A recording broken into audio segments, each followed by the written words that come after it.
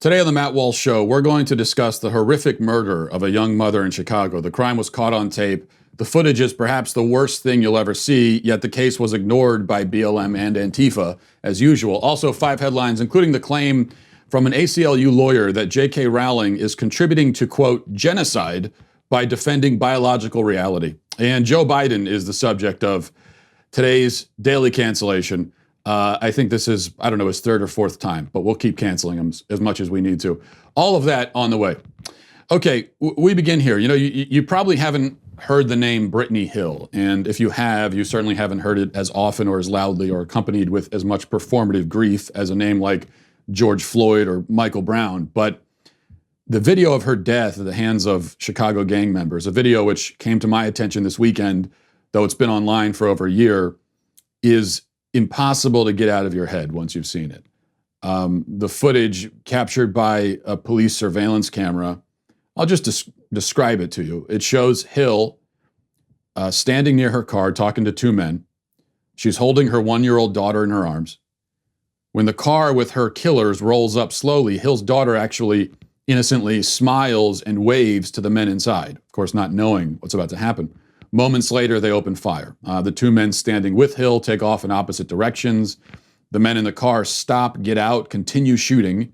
Hill at some point is struck in the abdomen. She takes cover behind a parked vehicle and lays on top of her daughter, shielding her daughter from the gunfire. The killers drive away. 20 seconds later, one of the men who had been standing with Hill runs back into the frame, apparently holding a firearm, gets into his car and drives away with Hill still lying, bleeding on the pavement. 20 seconds after that, the other man returns with someone else, and the 2 place Hill in the backseat of their car, presumably to bring her to the hospital. And the 1-year-old girl stands up, watches as her mother is carried off. An older man then comes and picks up the child and takes her away. Now, I had originally planned to play the video of this crime on the show, but I've decided not to do that. You can go to my Twitter and watch it if you want to. I don't want to force you to watch it. I'm not going to just put it into the middle of this show, and it's seared into my brain now, and probably not for the better. I don't want to do that to you, but if you want to see it, you can. Now, the alleged perpetrators of this, as the judge correctly called it, chilling, mind-boggling, and utterly senseless crime, were arrested and charged with first-degree murder a short time later. Police say the shooting was probably some kind of gang retaliation, though they don't believe that Hill was the intended target. Maybe it was the men standing with Hill, I guess we can assume. This all happened over a year ago. Now, when it happened, it made some waves locally in the immediate aftermath, but it was quickly forgotten, even on the local level, it seems. Most people across the country never heard of it, even after the dramatic and gut-wrenching footage leaked to the public. It leaked to the public a year ago. There were no mass protests. There were no memorial services attended by politicians from across the country. No public officials weeping uncontrollably over her casket, as the mayor of Minneapolis did for George Floyd.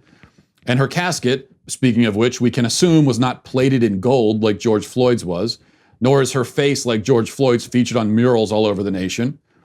No major corporations expressed their sorrow over her death. The Democratic Party didn't kneel in silence to honor her. Nobody rioted. Nobody looted. Black Lives Matter didn't organize any demonstrations on her behalf. No liberal activists or politicians told us to, quote, remember her name. No laws were passed in response to her death. No calls for reform. No famous athlete said anything about her. Colin Kaepernick didn't say anything. Nothing. She just died, and that was it. Another statistic, another tally to add to the body count. And as far as the body count goes, Hill's death last year followed a Memorial Day weekend in Chicago that saw 38 shootings and 5 deaths. Over the weekend, she was one of 490 murders in the city that year. There have been over 420 homicides already in 2020 in Chicago, a year that has seen the most violent day in Chicago in over half a century. 18 homicides on one Sunday in May. But none of these murders, or any of the hundreds of other murders that happen in our cities every year, provoke outrage or garner attention, even remotely on par with the killings of George Floyd, Michael Brown, Freddie Gray, etc. Now, the point I'm making here has, of course, been made many times by many people, and for good reason. It's an important point.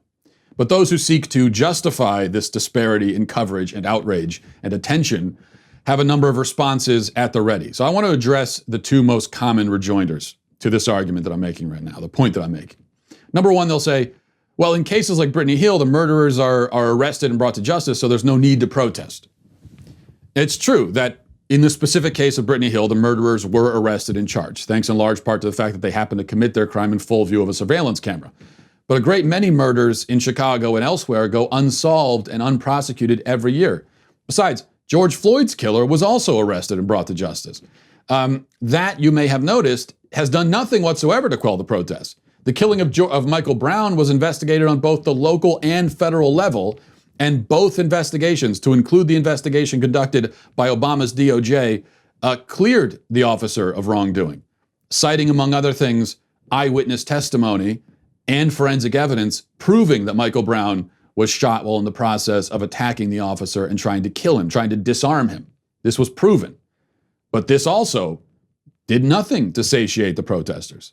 Still to this day, they repeat the thoroughly and repeatedly debunked lie that Brown had his hands up and was pleading for his life. You hear this even from the protesters, the George Floyd protest. They still repeat this hands up, don't shoot thing.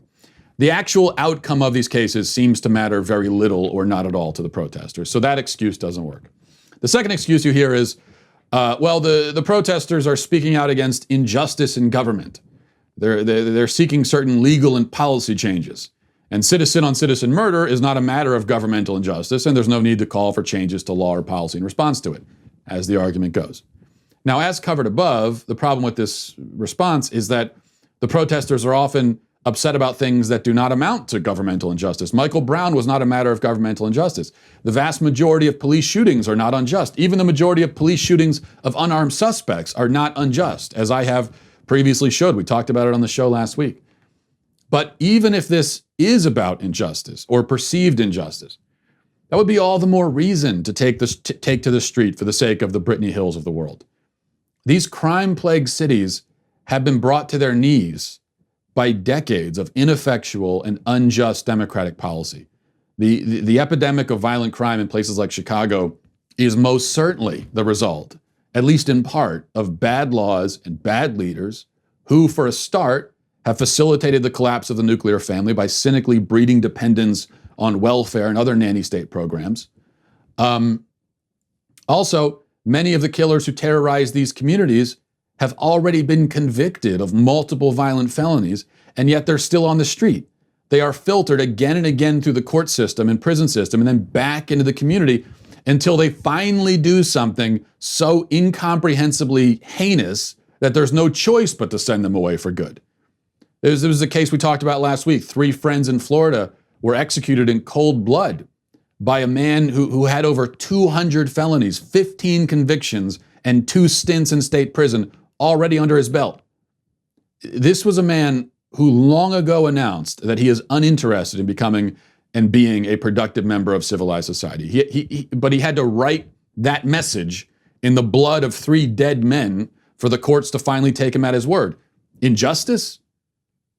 Yes, there is quite a lot of injustice fueling the chaos and bloodshed in our streets. The excuses don't hold up. You know, a movement that was really concerned with the unjust killing of innocent lives would be eager to stand up for Brittany Hill, to speak up on her behalf, to say her name. And certainly a movement that claims to defend the dignity and value of human life would have quite a lot to say about Brittany Hill and the many hundreds of victims like her each year. Because for all the grief I give BLM, the fact is that life matters is a message that our culture desperately needs to hear. I agree with that. It's a message that, if it was listened to and heeded, would save many lives, would probably have saved Brittany Hill's life. It's just a shame that the movement which claims to defend life, Black life specifically, seems in practice to care very little for it. And that's the issue. You know, it's very clear that in many of these communities, you have people like the killers of Brittany Hill. As I said, they weren't even targeting her. They were going after someone else. The fact that she was standing there and was holding her child meant nothing to them. They didn't care. To them, her life literally meant nothing. There's almost something It's in a way, it's almost more chilling that she wasn't being targeted because of the indifference in it. Okay, a crime motivated by hatred, someone going to kill someone, a jilted lover or something killing someone. It's a horrible thing, terrible. But that's something that you can comprehend. You can contextualize that. Okay, someone killing out of hate and anger and jealousy. All right, people have been doing that since time immemorial. But when you find these kinds of killings, like you do so often, especially in the cities and these communities, crimes of just indifference. Now, I don't hate you, nothing against you. Your life just means nothing to me. I don't care. The life of your child that you're holding means nothing to me. I feel like killing these other two guys for some pointless beef. And you're in the way, so I'm just going to shoot you too. Whatever. Though that crime is motivated by a total indifference to human life. So life matters. Yes, Black life matters. All life matters. That is an important message. Those killers, tell them that. That's where the message needs to be. But these are exactly the cases that BLM, Antifa, the left ignores. All right, we're going to move on to 5 headlines.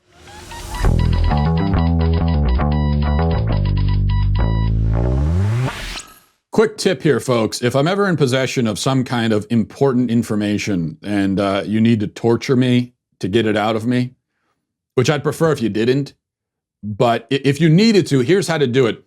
This is the torture method that would cause me to crack and tell you everything I know within like 5 minutes, tops. Okay, right here. The Daily Wire reports on August 1st, HBO Sports will air Seeing America with Megan Rapinoe, a conversation featuring Rapinoe, the U.S. women's national soccer team captain, Representative Alexandria Ocasio-Cortez, 1619 Project creator Nicole Hannah-Jones, and Comedia Hassan Minhaj. This is my hell. This is literally my hell. Dear God, horrifying. Better not to dwell on it. Let's move on to number 2. Warner Brothers Media, this is also from the Daily Wire, is investigating the Ellen DeGeneres show amid accusations of workplace abuse. According to Variety, executives from Telepictures, which produces Ellen's show, and distributor Warner Brothers Television, sent a memo to staffers last week announcing WarnerMedia's Employees Relations Division and a third-party firm will be interviewing current and former staffers about their experience working on the show. As the Daily Wire reported earlier this month, BuzzFeed interviewed several former employees of the show who claimed they experienced a toxic work environment counter to Ellen's image as a kind-hearted person. So there's been stories for years about Ellen DeGeneres being basically a terrible person who treats her subordinates like garbage. I've known this for a long time, and I'm not in the know at all, and I don't follow celebrity gossip very closely, but even I had heard this. So if I heard about this, it's hard to believe that WarnerMedia is just now finding out. They aren't, of course. It's just that everyone else is finding out. It's officially becoming common knowledge, and that means that they have to pretend to do something. They have to pretend to care. If you haven't read the accusations against Ellen, you can find them anywhere online. It's just what I said. I mean, she treats, allegedly, the people around her like utter crap all the time and is a diva on steroids, as the accusation goes. Some people find this surprising about Ellen. And I can't really see why you'd be surprised. Is it because her brand on television is that of a friendly, lovable person? Is it because she brings people on the show to perform acts of charity for them in front of a live studio audience? You know, she brings a kid goes viral with some cute video, and then she brings the kid on and interviews them and then gives them a bunch of toys, you know, in front of everybody. Did anyone really think that reflects her character? That proves that she's performing charity in front of an audience that's clapping for you. I mean, you're literally getting a standing ovation live on the set as you perform an act of charity. It's nice. It's good for the person who's receiving the charity. I feel good for the kid that gets all the toys and all that kind of stuff, but it doesn't tell me anything about you at all. None of that even remotely tells us about your character. Just because someone's nice on TV with cameras rolling doesn't mean that they're a good person once the light switches off, obviously. Really, if you want to find one indicator, one thing that tells you everything you need to know about a person's character, it's obviously not how they act when the camera's on. It's also not how they treat their friends or anything like that. Everybody's nice to their friends. That's the whole point. That's why they're your friends. It's how they treat people who they can get away with abusing. So Ellen can't get away with heaping abuse on people on TV, nor can she really do it to her fellow celebrities, people who are on her level, but she can and did apparently direct this abuse to people beneath her, interns, staff, etc. And everyone, no matter who you are, what position you have, there are people below you on the totem pole, at least in some situations. I mean, all of us, no matter how powerless we are, usually, like there are situations throughout the day that we're in where we have some kind of power over another person. And if you are an a-hole in those situations, even if it only happens briefly, right? If you're an a-hole in those situations, then you're just a terrible person. If you take advantage of those power dynamics to be the a-hole you can be, you're an awful person down the board, and we know that about you. Because it doesn't matter how you act towards your friends or how generous or nice you are to them. All that matters, as far as assessing someone's character, all that matters is how they act towards the people they can get away with treating poorly. That's all that matters. And I was actually thinking about this when I was at the DMV last week. Because, at DMV is a perfect example of this. You're at the DMV. Is someone, there's the woman sitting in the booth. Sure. There's the woman sitting in the booth across from you, and you're doing whatever, changing registrations, getting a license, whatever it is. She has enormous power over you in that situation. Now, as soon as you leave, she doesn't really, but when you're sitting there, she has you in her grasp. And if she wants to make your life miserable, she can do it. And the reason people hate the DMV is that some DMV employees enjoy taking advantage of that power dynamic, of that momentary grasp they have on you, and they do exactly that. They just make your life miserable for no apparent reason. But I was thinking about this because the woman that I was dealing with at the DMV last week was the opposite. She was super friendly and kind and was trying to help me so that the DMV process was as painless as possible, and I thought to myself, wow, this is a very good person. I'm interacting with her for a few minutes. I don't know anything about her. Don't even know her name. I could tell you this is a good person, 100%, just because of this right here. She doesn't have to be this nice, but she is. So that's how you can assess people's character. And that's why, in conclusion, Ellen DeGeneres is terrible. Number 3, Nick Sandmann, the Covington Catholic student who was slandered all over the media, reached a settlement in his defamation suit against the Washington Post this week. This after reaching a settlement with CNN a few months ago. But CNN is not done defaming him, it seems. Brian Stelter, CNN anchor, retweeted a tweet from a lawyer named Mark Zaid, and the tweet said, those with zero legal experience, as far as I can tell, should not be conjecturing on lawsuits they know nothing about. What kind of journalism is that? I've litigated defamation suits, defamation cases. Sandmann was undoubtedly paid nuisance value settlement and nothing more. Well, so Stelter didn't say that, but he did retweet it. And Sandmann's lawyer, Lynn Wood, says that this could easily breach CNN's confidentiality agreement because they aren't allowed to discuss the terms of the settlement. Yet here's Stelter, maybe, I guess he would argue not discussing it, but amplifying someone who is, and discussing it through a proxy, in effect. And Wood indicates that he's lying anyway, that the claim isn't true. So they're just, you can only imagine how angry the people at Washington Post and CNN are, and how much they hate this kid. How much they absolutely hate him. They are overcome with hate because they're not used to this. See, this isn't how it's supposed to go. They slander and defame people all the time, especially speaking of power dynamics, especially focusing on people who don't have any power to fight back. And they thought that's what they were doing here. consider it from their perspective. You know, you almost feel sorry for them.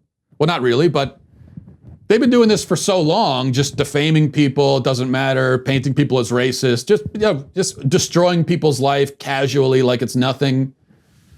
And all of a sudden, out of nowhere, they figure, okay, well, here we've got a case, just a bunch of high school kids, white high school kids. We could do this to them. Well, no big deal. We'll destroy their lives, get some clicks out of it, virtue signal a little bit. Their lives are destroyed. We move on. This is the process. This is what we do. And then Nick Sandmann comes out of nowhere and actually fights back and wins. These poor people at CNN and Washington Post, they're really the victims here. They're the victims because they weren't able to victimize someone else, or at least they victimized someone else, and then they got hit back in the nose. Number 4, an ACLU lawyer named Chase Strangio has accused JK Rowling of contributing to genocide by arguing that because JK Rowling has argued that biological sex exists. That's really her entire argument. She's not even, despite what we hear now, she is far from a conservative on gender issues or on any issue at all. The only thing she has said when it comes to transgenderism that the left doesn't like is just that biological sex exists. But that's, of course, enough to make her not just evil, but genocidal. So Chase Strangio has said that she is contributing to genocide. Let me read this diatribe from Strangio. This is what it says. Okay. This is part of it anyway. It would be nice to ignore the Harry Potter person, but the rhetoric being used on her massive platform is feeding a genocidal impulse that already exists in government and within individuals. She is dangerous. Situating the trans subject and the trans body in the contested discursive space the way she does pulls the conversation around transness into the posture of working to locate the legitimate trans subject. Did you get that? Okay. The idea being that we must defend against the allegation that too many trans people in the world reflects a problem. That is, after all, her point. And in so doing, we cede the conversation to cis people and institutions. And perhaps most insidiously, in so doing, we give the false impression that sexed bodies are things only trans people have. By obscuring the larger structural impulses behind bodily policing and the violence of the sex binary, we ensure the continuation of these structures. Okay, now, first of all, there is no genocide of trans people happening. That should go without saying. This person is making that up. Unless you count the treatment of LGBT people in Muslim countries, if that's what we're talking about, then all right, maybe you've got a case. But something tells me that old Strangio here is not intending for this to be uniquely a criticism of Muslim societies or a criticism of Muslim societies at all. Something tells me, in fact, that as far as this person is concerned, we would just, when talking about the plight of LGBT people in the world, we would just skip over Muslim countries entirely and focus completely on what's happening in the West. But in any case, genocide or not, defending biology does not amount to genocide or contribute to it or feed it. Okay. But really, I want you to focus on the ridiculous lengths this person is going to make the anti-science position seem intelligent and scholarly. Situating the trans subject and the trans body in the contested discursive space the way she does pulls the conversation around transness into the posture of working to locate the legitimate trans subject. That sentence uses about 30 words and loads of jargon to communicate something that could be conveyed simply in about 10 words. And don't be fooled by this, okay? This is the mark of an unintelligent person who wants to seem intelligent. Truly intelligent people who have legitimate points to make them in ways that are clear and easy to understand. That's what a really intelligent person can understand jargony concepts, okay? That's one level of intelligence, is to understand what's being said. The next level, real intelligence, is being able to convey and communicate it stripped of the jargon in a straightforward, simple way. If you can't do that, then it tells me you're not really that smart, or it tells me you're a pompous ass who maybe could be more clear, but you're being unclear intentionally to show off your intelligence. So either way, either way, it's in this case, it's kind of a defense mechanism because, okay, and it works, right? I have to hand it to them in a way. It works because they use a lot of academic jargon, especially when it comes to their gender ideology on the left, all in service of the claim that men can have babies, essentially. Like, all of this, everything you just heard, is in service to the claim that a man can get pregnant. Which is, to call that a dumb position would be an insult to stupidity. This is a delusional, insane position. But they trick some people into thinking that their position is smart and science-y just by putting in a lot of scholarly jargon and all of that. Number 5, finally, here's the San Francisco Weekly. I'm just gonna give you the caption. It says, surfing, despite its roots in indigenous Pacific Islander history, has been seen as a sport for straight white men for far too long. Okay, so now surfing is racist too. Just wanted to update you on that. Surfing is racist. And I just want to say about that, to be clear, okay? I agree, and I think we need to repeal the laws prohibiting non-white people from buying surfboards and going to the ocean. I didn't know that law existed. If it does, I say it's 2020. Let's get rid of it. I will take that stand right now. So thank you to the San Francisco Weekly. We are together in this movement. And that's your 5 headlines. We're going to get to our daily cancellation in just a second. But before we do, if you haven't got your reader's pass yet, I mean, what are you doing with your life? What are you doing with your time? Why do you hate us and me specifically? I take it as a personal offense to me. But really, you're only hurting yourself. You only have, this hurts you more than it hurts me, okay? 99 cents is all it takes for the first year. $3 a month is the price going forward. If you get a reader's pass, and the thing with the reader's pass is that you're getting the real story, stripped of all the leftist spin and everything, and you can get exclusive op-eds from us, your podcast hosts. You can get great analysis from our guest writers, in-depth analysis from our Daily Wire reporters, who are all fantastic. The membership tier is already a bargain at $3 a month, but like I said, you get your first month for 99 cents. You also get access to our mobile app. You receive push notifications for breaking news and special content, as well as you can join the community of Daily Wire members who are actively commenting and discussing our content with each other. That is mobile, ad-free access to all of the Daily Wire news, exclusive op-eds, and all of our podcasts on our mobile app for the low price of $1. Go to dailywire.com/subscribe and join today. Now for our daily cancellation. We're going to be canceling Joe Biden, and this is not his first cancellation, of course. Won't be his last. The fact that I have to cancel some people so many times may lead you to believe that my cancellations are rather ineffective and even pointless, you might say. But if you think that, then you are also canceled. Stop picking on me, you bully. Anyway, so Joe Biden is canceled for something that he tweeted yesterday. This is his tweet. It says, "The hard truth is women, and particularly women of color, have never had a fair shot to get ahead in this country. That's why today I'm releasing my plan to make sure women can fully participate in our economy and country." And then he has his link to his plan, his very important plan for women. Now, I like how, there are a couple things here. I like how the phrase, "the hard truth," has become a euphemism for lie. You hear this a lot from politicians. The hard truth is this. And then what follows invariably is a steaming load of horse manure. No, lies are not hard truths.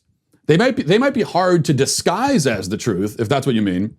I'm working very hard to make you believe this is the truth. Maybe that's the meaning, in which case, okay, but that's not a hard truth. The other thing that you take from this statement of Joe Biden's is just how broad and lazy the victim culture has become in our country. Women don't get a fair shot to get ahead in this country. What? Women? Are we talking about the same people here? Women? I mean, you never know these days. The left, they don't even know what a woman is, so you never know. But women actually have a very fair shot to get ahead. Too fair, if anything. Women are ahead already in almost every meaningful metric. Men are less likely to have college degrees, more likely to drop out of high school, more likely to be suspended or expelled, more likely to be homeless, more likely to be drug addicts, more likely to be homicide victims, more likely to commit suicide, more likely to get injured on the job, more likely to go to prison. In fact, women get lighter sentences for the same crimes in federal court. So that means the court system favors women, the education system favors women, due to affirmative action and other factors, employers favor women. Women have all the rights men have, and some rights men don't have. Women, for example, here's a big one, have sole say over whether to kill their child in the womb or not. They are judge, jury, and executioner over human life legally. Women not only have the chance to get ahead, but are ahead, and thanks in large part to the fact that every system favors them, and often drastically so. And this is one of the reasons why the feminist movement has become so insane and fractured and weird in this country. There's just no use for it. They have nothing to do. Modern America is already everything a feminist could want, and then some. Except that feminists want women to be persecuted. And they're not that. And that's what really upsets them. That is the one thing, that is the one additional thing they want. They want everything. They want all the advantages and privileges that they have, but they also want to be persecuted on top of it. Because persecution, being able to claim persecution and victimhood, is the ultimate privilege. And so that is the last thing that they are clamoring for. And they can't get it. This is the irony here. They clamored for every privilege known to man, or in this case, known to woman, and got it. And because of that, they can't get the final thing, which is the victimhood they so desperately crave. So, yes, women are ahead, can get ahead. I think Joe Biden knows that. I mean, at this point, who knows what he knows and doesn't know, or if he even understands what he's saying. But Joe Biden is canceled for that lazy and ridiculous bit of pandering. And we'll throw in feminists are canceled too, just because. We'll cancel them again. But that goes without saying during every cancellation. The feminists are canceled as well. And so there it is. Sorry about that, Joe. We'll leave it there. Thanks for watching, everybody. Thanks for listening. Have a great day. Godspeed.